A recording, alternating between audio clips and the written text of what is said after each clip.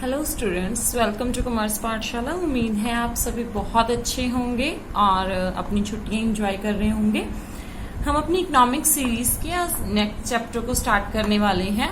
उस next chapter का नाम है circular flow of income. Circular flow of income. देखिए, ये चैप्टर एक्चुअल में कई बुक्स में तो हमारे मैक्रो इकोनॉमिक्स के इंट्रोडक्शन में दिया होता है और कई बुक्स में इसको एज अ अलग चैप्टर हमें कुछ अलग तरीके से बताया गया होता है, लेकिन आपको सेम चीजें एक ही चैप्टर में भी मिलेंगी और अगर इसको डिफरेंट चैप्टर के तौर पर भी बनाया गया होगा तो भी आपको उसमें सेम चीजें ही मिलेंगी। तो सबसे पहले अपनी वीडियो स्टार्ट करने से पहले मैं आपको कहना चाहूंगी, अगर आपने हमारे चैनल को अभी तक सब्सक्राइब नहीं किया तो इसको सब्सक्राइब कर लीजिए। साथ ही साथ एक बेल आइकन होगा, उसको प्रेस कर लीजिएगा ताकि आपको हमारे आने वाली वीडियोस की नोटिफिकेशन तुरंत मिलती रहे। तो चलिए अपनी वीडियो स्टार्ट करते हैं। आज का topic circular flow of income के साथ। देखिए, हमने अभी तक डिस्कस किया कि मैक्रो इकोनॉमिक्स क्या होती है। मैक्रो इकोनॉमिक्स के मीनिंग को डिस्कस किया और साथ ही साथ ये फाइंड आउट किया कि मैक्रो इकोनॉमिक्स में हम स्टडी क्या करते हैं, एग्रीगेट्स की। हर तरीके के एग्रीगेट्स को हम अपने मैक्रो इकोनॉमिक्स में स्टडी करते हैं, जैसे कि एग्रीगेट डिमांड हो गई, supply and so many things are there. और इन सभी की स्टडी हम क्यों करते हैं वो भी हमने अपने स्कोप में पढ़ा था कि हमने नेशनल इनकम फाइंड आउट करनी होती है। नेशनल इनकम, जिसको हम अपनी जीडीपी भी बोलते हैं। जीडीपी मतलब ग्रॉस डोमेस्टिक प्रोडक्ट। अभी इन सभी चीजों के हेल्प से हम अपने इकोनॉमी के फंक्शंस को फाइंड आउट करेंगे कि इकोनॉमी कैसे वर्क करती है, इकोनॉमी में कौन कौन सी चीजें कैसे कैसे दूसरी चीजों के साथ इंटर रिलेट करती हैं। उसीलिए हमने सर्कुलर फ्लो ऑफ इनकम के कंसेप्ट को थ्योरेटिकली रीड करना है और ये बहुत इजी चैप्टर है, बहुत अच्छे से आप लोगों को समझ में आ जाएगा। लेकिन अपने इस चैप्टर को स्टार्ट करने से पहले हमें इसके कुछ बेसिक चीजों का पता होना चाहिए, मतलब कुछ बेसिक सेक्टर्स का पता होना चाहिए कि हमारी इकोनॉमी में कौन कौन से सेक्टर एक्चुअली एग्जिस्ट कर रहे हैं। तो वो सेक्टर्स कौन से हैं तो देखते हैं। हमारी जो मैक्रो इकोनॉमी है,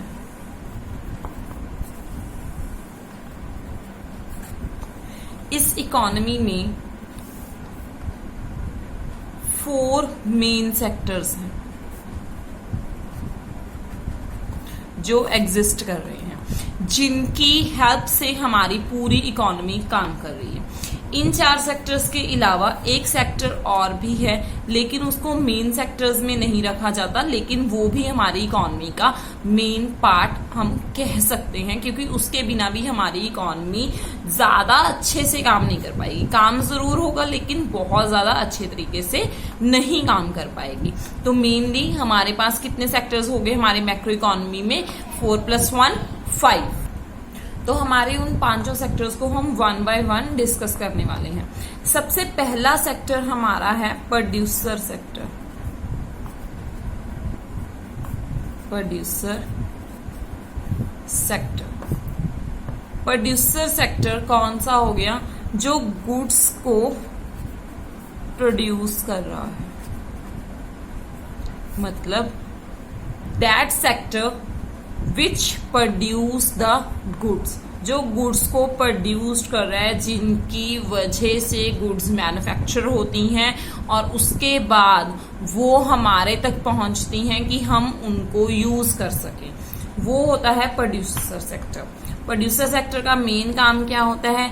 गुड्स को प्रोड्यूस करना या सर्विसेज प्रोवाइड करना। सर्विसेज प्रोवाइड 2 काम है इसके। गुड्स प्रोड्यूस करना और सर्विसेज प्रोवाइड करना। अभी प्रोड्यूसर सेक्टर क्या करता है, हमें एक चीज की यूटिलिटी है, हमें एक चीज की डिजायर है। प्रोड्यूसर सेक्टर क्या करेगा, उस प्रोडक्ट को प्रोड्यूस्ड करके हमारे तक पहुंचाएगा, हमारी यूटिलिटी को पूरा करेगा और हमें क्या देगा, सेटिस्फेक्शन देगा। तो हम सीधे तरीके से क्या कह सकते हैं कि प्रोड्यूसर सेक्टर वो सेक्टर है जो गुड्स की यूटिलिटी को देखकर कंज्यूमर की सेटिस्फेक्शन करता है, उसको वो प्रोडक्ट प्रोवाइड करके, उसको वो प्रोडक्ट यूज करने के लिए प्रोवाइड करता है, जिससे कंज्यूमर की सेटिस्फेक्शन हो जाती है। तो प्रोड्यूसर सेक्टर तो हमने समझ लिया, और हमारी इकोनॉमी का मेन सेक्टर ये है, क्योंकि अगर प्रोड्यूसर सेक्टर नहीं होगा तो कोई भी गुड्स नहीं बनेंगी और जिससे हमें भी हमारे यूज के लिए प्रोडक्ट नहीं मिलेंगे।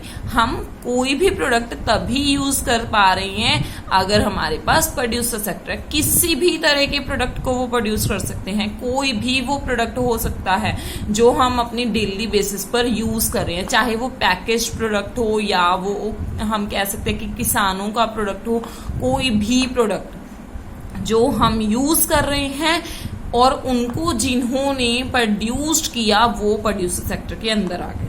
या जैसे सर्विसेज प्रोवाइडर, जिस भी तरीके की हम सर्विसेज ले रहे हैं, होटल की सर्विसेज ली, ट्रांसपोर्टेशन की सर्विसेज ली, हमने कोई वेटर की, होम डिलीवरी की, प्रोडक्ट लॉन्चिंग की, किसी भी तरह की सर्विसेज ली। इवन कि आप लोग अगर मेरी वीडियो देख रहे हो तो आप कौन सी सर्विसेज यूज कर रहे हो, इंटरनेट की सर्विसेज यूज कर रहे हो, तो हर एक तरह की सर्विसेज जो भी प्रोवाइड कर रहा है वो भी हमारे प्रोड्यूसर सेक्टर का पार्ट बनेगा। मतलब इस टाइम अगर आप मेरी वीडियो देख रहे हो तो जो भी हमारी कंपनी है जो हम इंटरनेट प्रोवाइड कर रही है तो वो भी किस में आ गई, हमारे प्रोड्यूसर सेक्टर में आ गई। दूसरा सेक्टर हमारा कौन सा है, हाउस होल्ड सेक्टर।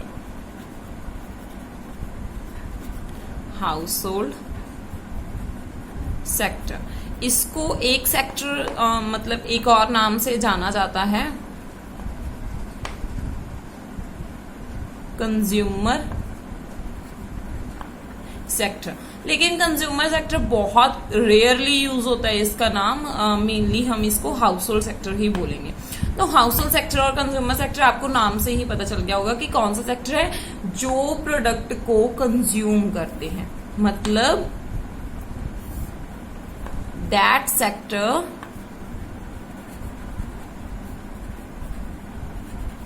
विच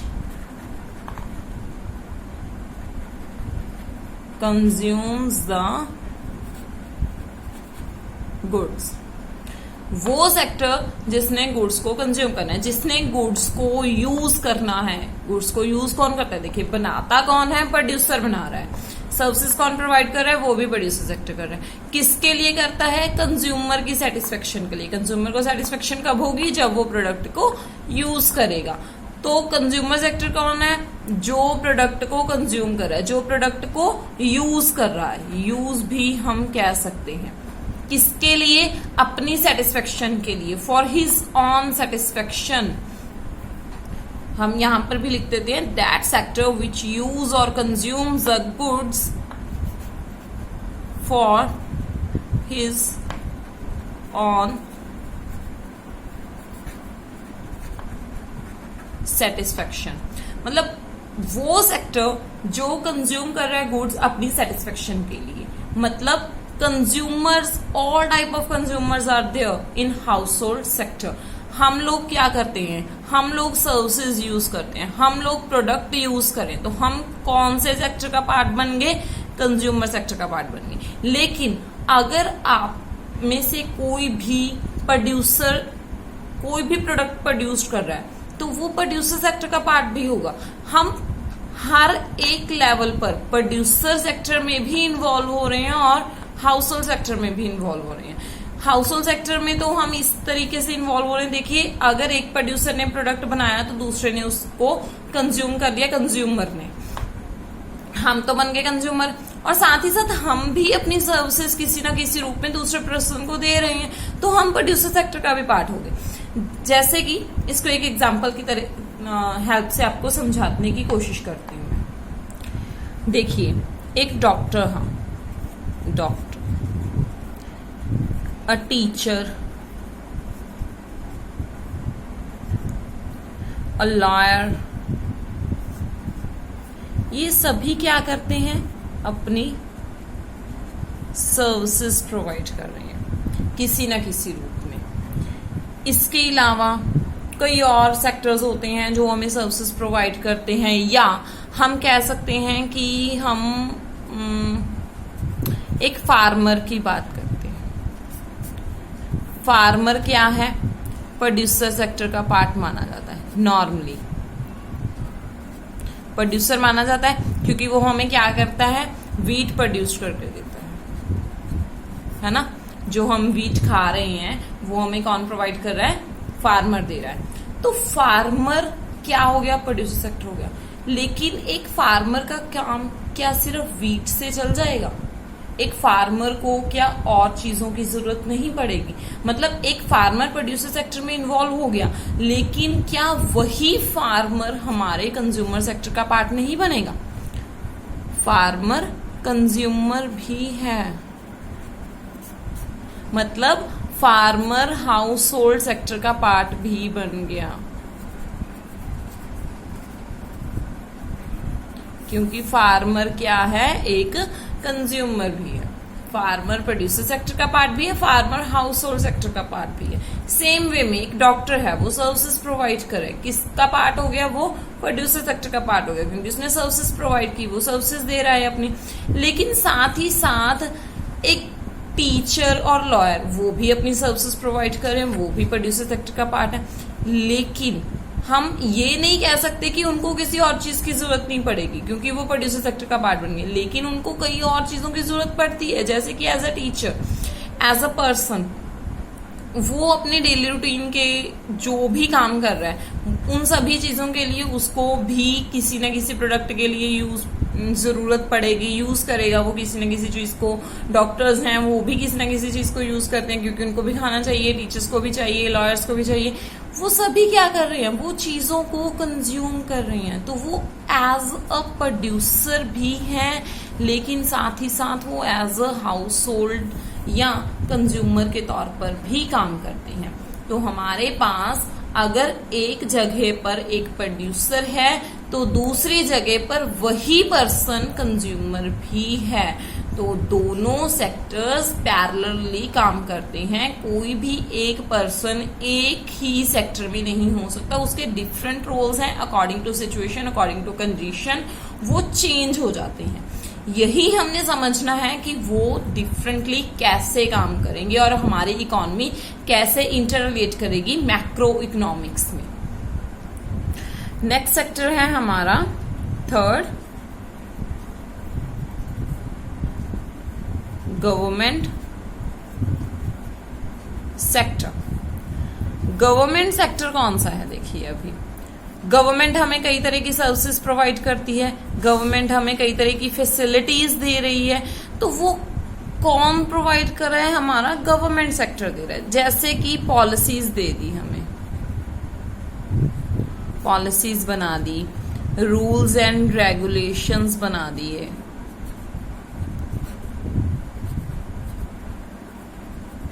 ये सभी कौन दे रहे हैं हमें? गवर्नमेंट ही तो दे रही है ना, गवर्नमेंट सेक्टर का पार्ट हो गया। तो कोई भी ऐसी यूनिट जो एडमिनिस्ट्रेशन का काम कर रही है,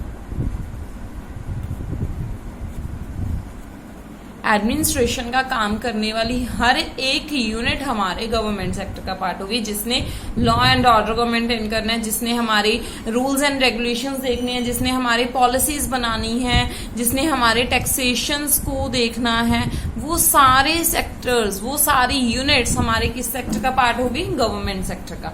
तो गवर्नमेंट सेक्टर क्या होते हैं? जो हमें पॉलिसीज बनाकर दे रहे हैं, जो हमारे लिए रूल्स और रेगुलेशंस लेकर आ रहे हैं, जो एडमिनिस्ट्रेशन का काम कर रहे हैं, टैक्सेशन की पॉलिसीज को अप्लाई करते हैं, कई तरह की सब्सिडीज भी देते हैं। सब्सिडीज कैसे मिलती हैं? जैसे कि हम कोई एलपीजी का सिलेंडर ले रहे हैं, एलपीजी के सिलेंडर पे भी हमें सब्सिडी मिलती है। वो कौन प्रोवाइड करता है? हमें गवर्नमेंट। वो चाहे सेंट्रल गवर्नमेंट हो या स्टेट गवर्नमेंट हो, वो मैटर नहीं करता, लेकिन गवर्नमेंट सेक्टर का वो पार्ट है, वो हमें सब्सिडीज प्रोवाइड करेंगे in form of their services.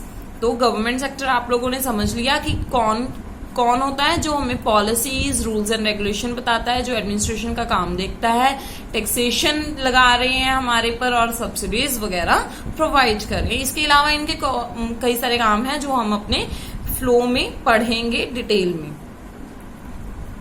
Fourth sector but not the least, the rest of the world sector, और इसको दूसरे नाम से जाना जाता है अदर सेक्टर। अदर सेक्टर भी कहा जाता है इसको, the rest of the world sector भी कहा जाता है। मतलब हमने अभी तक 3 सेक्टर्स पढ़े, कौन कौन से? प्रोड्यूसर सेक्टर, कंज्यूमर सेक्टर और house hold sector, and third one is the government sector. तीनों सेक्टर्स के अलावा हमारे पास सेक्टर कौन सा बच गया? हमारी कंट्री के तो हमने तीनों सेक्टर्स को इन्वॉल्व कर लिया, लेकिन बाहर वाली कंट्रीज भी तो रहेगी। हमारी कंट्री के बाहर का एरिया, जो वर्ल्ड का एरिया है, वो भी तो रह गया। तो rest of the world, rest का मतलब बाकी बचा हुआ, rest of the world, world का बाकी बचा हुआ जो सेक्टर है वो हमारा बन गया अदर सेक्टर, या rest of the world sector हमने उसको नाम दे दिया। तो rest of the world sector में क्या होगा? सारी इंटरनेशनल ट्रांजैक्शन होगी, या हम कह सकते हैं ग्लोबलाइजेशन। मतलब ग्लोबल लेवल पर हमने अपनी इकोनॉमी की वर्किंग को देखना है कि ग्लोबल लेवल पर हमारी इकोनॉमी कैसे दूसरी कंट्रीज के साथ इंटर रिलेट हो रही है, इंटरनेशनल वे में काम कर रही है। इसको हम बोल सकते हैं इंटरनेशनलिज्म।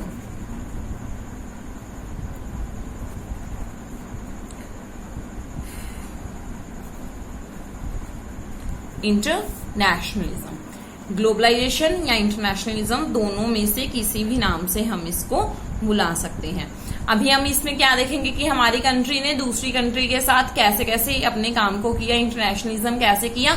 वो काम कैसे करेंगे? अपने इंपोर्ट एंड एक्सपोर्ट से। इंपोर्ट का मतलब और एक्सपोर्ट का मतलब होप सो आप सभी को पता होगा, लेकिन एक बार बता देती हूँ। इंपोर्ट का मतलब कि हमने फॉरेन कंट्री से कोई चीजें परचेज की हैं, मतलब परचेज फ्रॉम फॉरेन। वो किसी भी तरह के परचेज हो सकता है, मतलब अपने प्रोडक्ट को हम अपने बिजनेस के लिए भी परचेज कर सकते हैं, या किसी भी और मोटिव से हम परचेज कर सकते हैं। किसी भी तरह का परचेज जो हमने फॉरेन कंट्री से परचेज किया है, लेकिन वो हमारी कंट्री के अंदर आ रहा है हमारी कंजम्पशन के लिए, तो वो हमारा इंपोर्ट हो गया। ये क्या है? Export, sale of goods to foreign, मतलब फॉरेन कंट्रीज को हमने सेल किया है। यहां पर क्या किया था? परचेज फ्रॉम फॉरेन, यहां पर sale of goods to foreign, foreign को सेल किया है। तो हमारी तरफ से गुड्स उनकी कंजम्पशन के लिए जा रही हैं, उन्होंने कंज्यूम करनी है। वो बिजनेस मोटिव के लिए भी हो सकते हैं, किसी और मोटिव के लिए भी हो सकती हैं।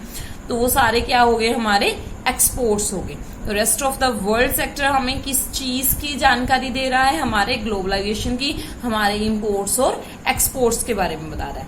हमने मेन 4 सेक्टर्स जो हमारी इकोनॉमी के मेनली माने जाते हैं वो डिस्कस कर लिए। अभी 5th सेक्टर जो कि हमारी इकोनॉमी का पार्ट है, लेकिन उसको मेन 4 सेक्टर्स में नहीं माना जाता, वो डिस्कस करते हैं। नेक्स्ट 5th हमारा सेक्टर है फाइनेंशियल सेक्टर, जिसको हम इकोनॉमी में मेन पार्ट तो मानते हैं, लेकिन हमारे 4 मेन सेक्टर्स का ये पार्ट नहीं होता। फाइनेंशियल सेक्टर हमारे किस चीज से रिलेट करता है? फाइनेंस से। फाइनेंस का मतलब क्या होता है? Money, funds. ये मनी और फंड्स हमें किस चीज के लिए जरूरी होते हैं? हमारे बिजनेस को चलाने के लिए, हमारे हर तरह के काम को करने के लिए। मतलब वो सेक्टर जो हमें मनी और फंड्स प्रोवाइड कर रहा है, उस सेक्टर को हमने नाम दिया फाइनेंशियल सेक्टर। मतलब that sector which deals with finance. देखिए, हमें फाइनेंस की जरूरत कब पड़ती है? जब हमारे पास खुद की मनी होगी तो हमें किसी दूसरे से फाइनेंस लेने की जरूरत नहीं पड़ेगी, तब हमारे पास फाइनेंशियल सेक्टर की कोई भी रिक्वायरमेंट नहीं है। इसीलिए इसको मेन 4 सेक्टर्स में नहीं माना जाता, क्योंकि हमारी इकोनॉमी बिना फाइनेंशियल सेक्टर के काम कर सकती है। लेकिन जब हमारे पास मनी नहीं है, हमारे पास फंड्स नहीं है अपने बिजनेस को चलाने के लिए, हमें अपने बिजनेस की ग्रोथ के लिए ज्यादा फंड्स की जरूरत है, तो हम किसके पास जाएंगे? फाइनेंशियल सेक्टर के पास जाएंगे। तो फाइनेंशियल सेक्टर हमें क्या देगा? बोरोइंग्स देगा। Borrowings in form of loan. मतलब उसने क्या दिया? हमें मनी और फंड्स दिए। किस फॉर्म में? लोन के फॉर्म में। साथ ही साथ अगर हमें फंड्स बहुत ज्यादा मिल गए, हमारे पास बहुत ज्यादा मनी है, बहुत ज्यादा फंड्स हैं जिसकी हमें अभी जरूरत नहीं है लेकिन इन फ्यूचर वो पड़ सकती है, तो उतना टाइम हम अपने फंड्स को कहां पर रखेंगे? अपने फाइनेंशियल सेक्टर के पास सेफ रखेंगे। किस फॉर्म में? सेविंग्स के फॉर्म में। तो फाइनेंशियल सेक्टर क्या हो गया? वो सेक्टर जो फाइनेंस के रूप में डील कर रहा है, फाइनेंस की तौर पर हमारे साथ डील कर रहा है। किस तरीके से? एक तो हमें लोन प्रोवाइड कर रहा है बोरिंग्स के तौर पर, और दूसरा क्या? हमारे एक्स्ट्रा फंड्स को मनी के रूप में अपने पास सेव करके रख रहा है अपनी सेविंग्स के तौर पर। तो ये हमारे हो गए 5 सेक्टर्स हमारी इकोनॉमी के। हमारी इकोनॉमी में ये 5 सेक्टर्स की अपनी अपनी इंपॉर्टेंस है, और circular flow of income in 5 sectors की हेल्प से ही बनता है, जिसकी हेल्प से हम क्या फाइंड आउट करते हैं? अपनी जीडीपी। मतलब जीडीपी को फाइंड आउट करने के लिए हमने ये देखना है कि ये 5 सेक्टर कैसे इंटर रिलेट होकर काम कर रहे हैं। आज के लिए इतना ही। इससे आगे वाला हम अपनी अगली वीडियो में डिस्कस करेंगे। तब तक के लिए थैंक्स। और इसके साथ ही आपको सारी पीडीएफ हमारे टेलीग्राम चैनल में मिल जाएंगे, जिसका लिंक डिस्क्रिप्शन बॉक्स में गिवन है। Thank you.